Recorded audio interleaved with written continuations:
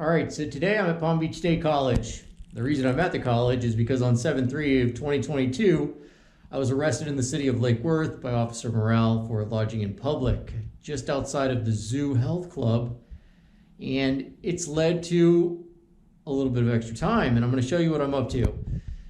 I'm working on defending the case, so of course I've had to put together some documentation, some files, and pull together the receipts and expenses of what it's taking to do so. So here's what we've got. What I've done is I started off with the arrest report. As you can see in the tops, I've tabbed most of the information going along here, and I'm going to share that with you as we go through here and just take a look and share this with those individuals who might not be aware of how to defend themselves in the court of law. So in the beginning, I have, of course, the police report. And in doing so, there's a few other things there, like there's another case that I know where another individual had the similar charges, and their charges were no process. So we are going to bring that up. I spoke with that individual while performing out there with the nonprofit organizations. So here we are. Just recently, I checked the mail on 8/1, like yesterday, okay? And my court date was supposed to be today on the 2nd. As you can see here, reset from the 2nd. So I was preparing the day before, which would have been Monday, so that I could have, gone to court here on Tuesday. Little do we know, I got to the mailbox, and this is what I found. In the mailbox, received from the criminal court division here in Palm Beach County was a letter stating that they had resetted the date, and of course I received that the day before the court date. That's definitely a last minute notice for me, and in doing so I received some other stuff from the Social Security Administration that they were going to be decreasing my monthly amounts due to some income that I received, and I'm going to have to file for an appeal. Here it is, the defendant's defense. That's what the tab says. And I start off with the vocabulary word called tortious. In civil law, a tort is an act that brings harm to someone, one that infringes on the rights of others. And that's how I feel this case has been handled. Of course, underneath here, I have written a description. This took place minutes after the officer left. I started writing about what took place and taking photos and pictures. So, of course, I've given a detailed description of what's happened and then gathered some information along doing so.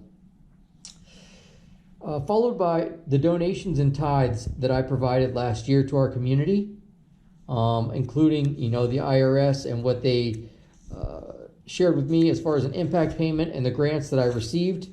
So this way it shows, a little bit about yourself and what you're doing with the community. If you are doing something with the community, you're going to want to share that. If it's volunteering, if it's donating, whatever it may be. In doing so, I've created the next one. This is the photo evidence. This is any evidence that would have allowed me to, have entry to the property. Any photos that show a gate or a door, and just what you see on the property that if you're in the courtroom, you're not going to be able to see it without evidence. The officers, of course, one of the officers wanted me to take my mask down so he could identify me. I refused to do so, but after being in handcuffs, another officer did remove my mask, and I am going to provide documentation as, as a Panther student of the Palm Beach State College, why I continuously wear my mask as a leader here out in the community to show others that, to be safe and healthy, especially when we're working with things like COVID-19. Next one, Ordinances of Lake Worth, and this is the Code of Ordinances. That's the city where I was arrested, and this is the details of the Code of Ordinances that go along with their city. Of course, in here is Chapter 20, the Civil Rights, and that's where I fall under, and there's some detailed information in that one as well. Now we get to the Constitution, and this is the U.S. Constitution, and it's the First Amendment. In the First Amendment, there's some things that I'm going to exercise, which is free exercise of freedom of speech or of the press. Of course, because I use the video camera and I do use it in public, I am going to want to share the First Amendment and, of course, some of the details that are going to go along with that in this case as well. Immediately after being arrested, of course, due to the emotional state that I was in and being bothered, I wrote to a variety of individuals. And in doing so, when writing those individuals, what I did is I have since saved the information and put all that in here so that if I need to transfer this over to my attorney or the public defender, they can see what took place, you know, from the beginning of time. This book is set up most of it by time or by date. Here we are at the next stack of papers, and what we have here is the 6th Amendment, the 8th Amendment, the 10th Amendment, and the 14th Amendment. All of these were the amendments that I feel were violated as my rights. So that was the United States Constitution, just so that we can be clear on that. If you see the top here, United States, U.S. Constitution. Then we move to the next. This is the Florida Constitution. And the Florida Constitution also has a variety of things that take place, and Article 1 is Declaration of Rights.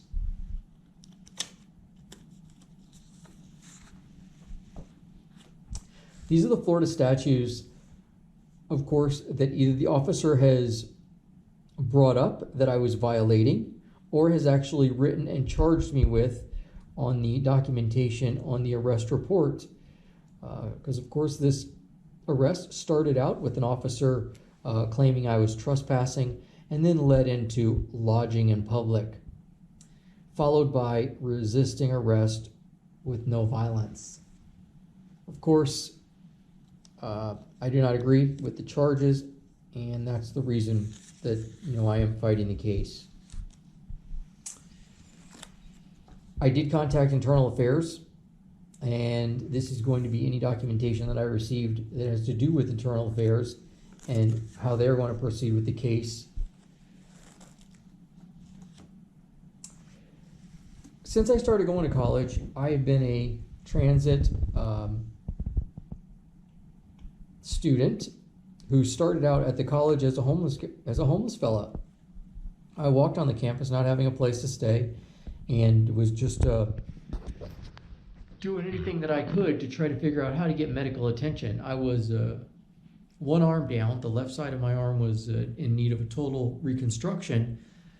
In needing that total reconstruction, it was very difficult to find the resources here in our county to receive any medical attention if you didn't have some type of funding or income. And at that time, I had already gone out of business, and the top of my body was definitely out of shape, and I was unable to move one of my arms. That was the left side. In doing so, and after going back to college, it didn't take long, and I was struck by another automobile on my bicycle just after the first semester, and that was just before my first arrest while being in college, and that fractured or refractured a bone in my right wrist, and this stopped the bone marrow from completely pumping blood through the bone and made it to where I was 2 arms down. My right wrist was no longer working with any strength, and my left arm needed a total reconstruction. So I was filling out things like the fee exemption, and this fee exemption is for to cover for students who are in a transit or homeless situation, and this covers the fees while going to college. Of course, I have not received this exemption. I was denied the exemption, and there's a stack of paperwork that goes with it now that I'm 2 years in college. It's been a very difficult process, and I must say, the county and the government and the state have made it difficult to receive some of these options that are out there. They seem like open doors, and when you are filing and putting the paperwork together, in some ways, some of these things are blocked. So they are not as easy to get to as they seem. In writing, it would seem like it would go right through, especially while I have the federal government showing that I'm transit on Social Security Administration, but yet I can't receive a signature in the Palm Beach County with somebody who is approving that I am indeed transit. So here's the x-rays. This is what my shoulder looks like now. That's the x-rays of what it looks like with, you know, the total reconstruction. This was my wrist before, showing all the bones. As you can see, there's 2 rows. There's a front row and there's a back row. And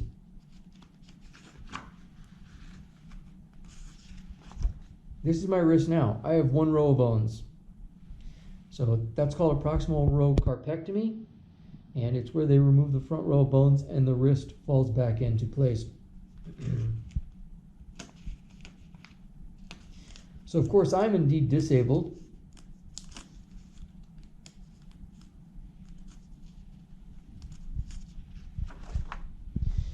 Here's a stack of medical records to go along with that.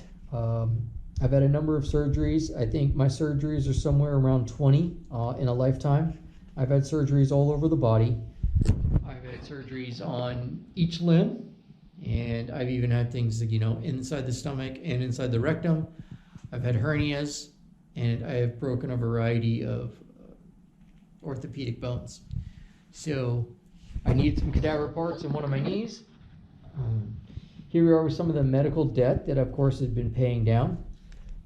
This medical debt took place just after the arrest. This is, one of the reasons to show why I'm in this homeless situation. Some of these debts are extremely high. Just after the arrest, it wasn't but 2 weeks later, I was paying an amount of $1,585 to complete the process of paying off the Cleveland Clinic, Florida, who indeed did do MRIs for me. Here we are with the stack. This is the Social Security Administration. This shows, of course, that I'm disabled, and under what section. It shows the details of that as well. Here it is on how I get paid through Social Security income and the details of what all that entails. It shares a little bit about when it comes and how it comes. At the top, I always, want to write when I receive it, because when they mail it, I don't usually receive it right away. I, of course, have to go and track to get my mail, and I don't receive the mail on the daily basis.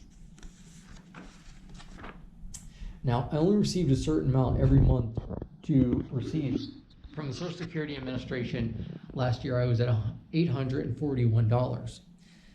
I had an extremely high health insurance premium, as you can see, of $589 a month and 62 cents.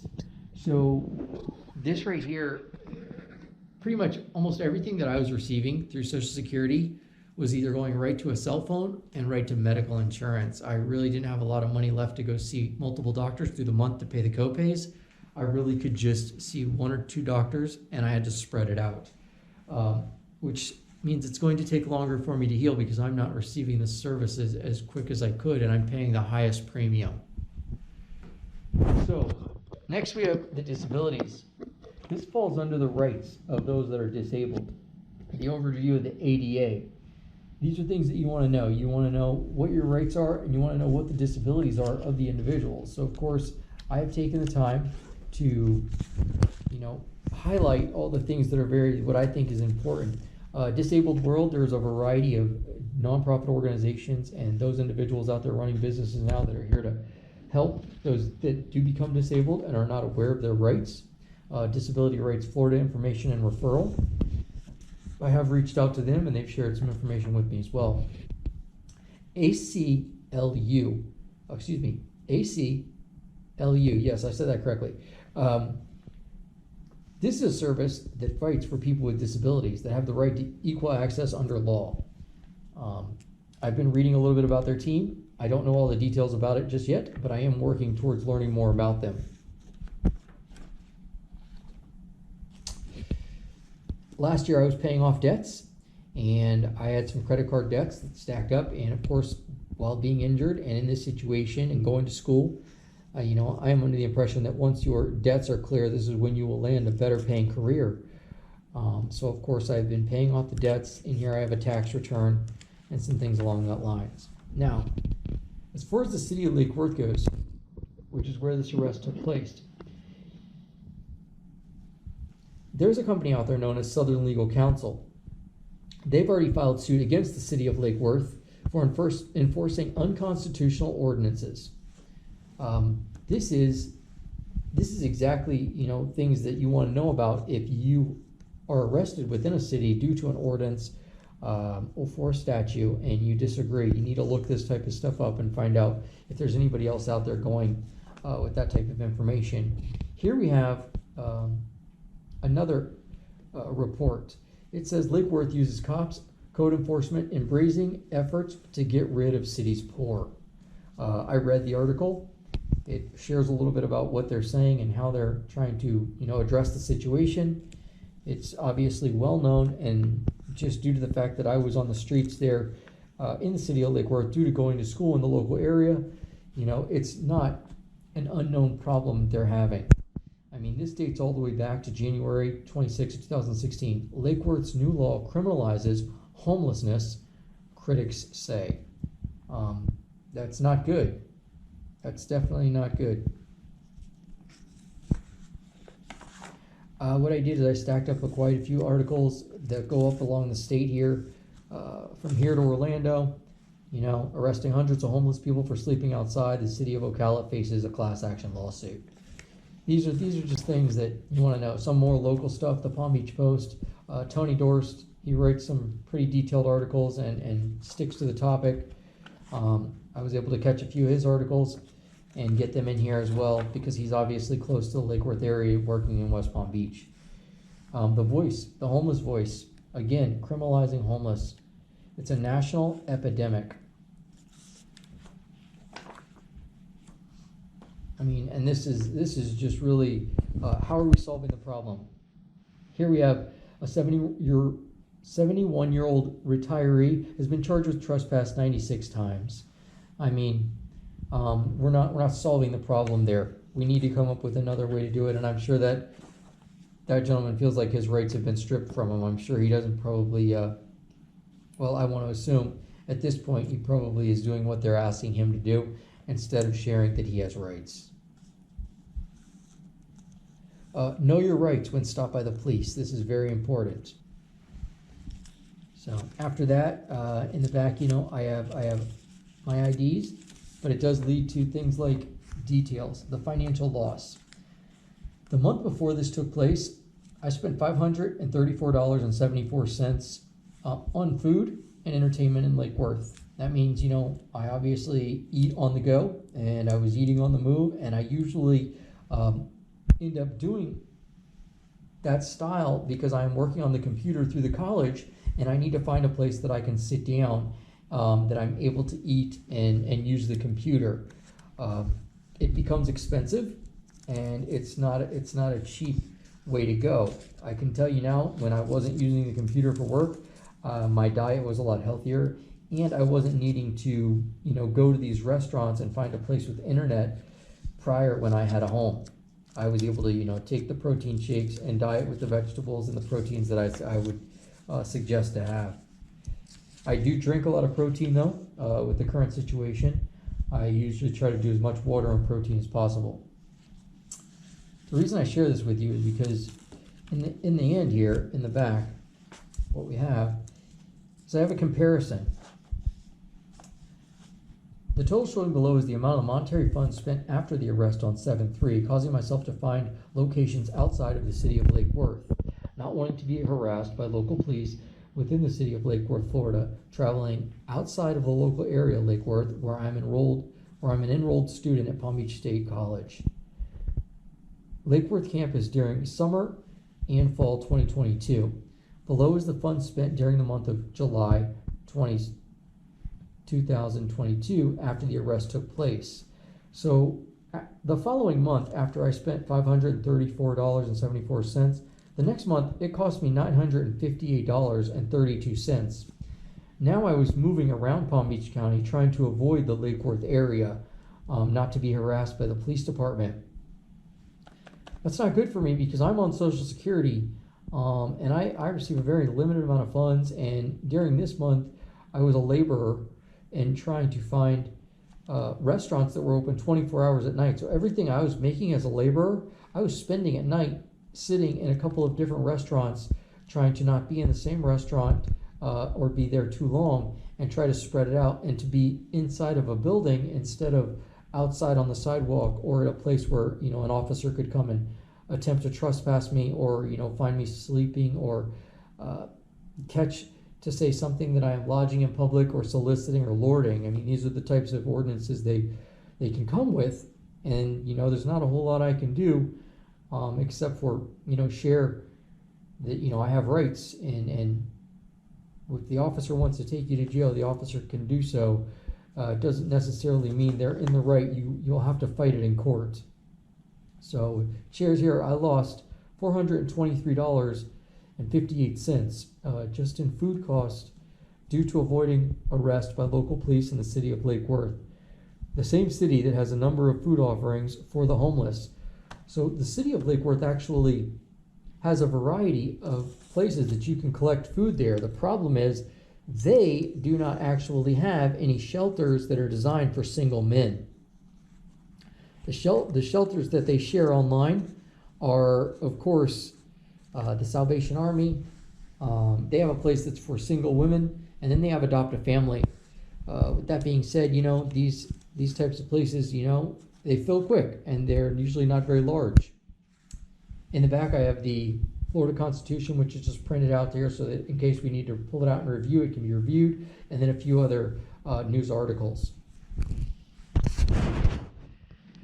Thanks for taking the time to listen to me as far as, I'm sharing how to work with individuals who might be new to the court system or might have to face some of these challenges in the future. This is something that I never expected that I would have to defend myself in the court of law for lodging in public. I never once would have imagined that while I was an adult and really obedient with the law officers out there, I work with them, I volunteer with them, I have been around many officers. I just would have never found myself thinking that I was going to be in a set of handcuffs over lodging in public. So when you say it can happen to anyone, sometimes things can happen to anyone. And in this case, it's me, and I'm sharing with you that one day if you're in this situation, I hope this helps you, or maybe this can help somebody else that you know. Thanks for listening. Thanks for watching.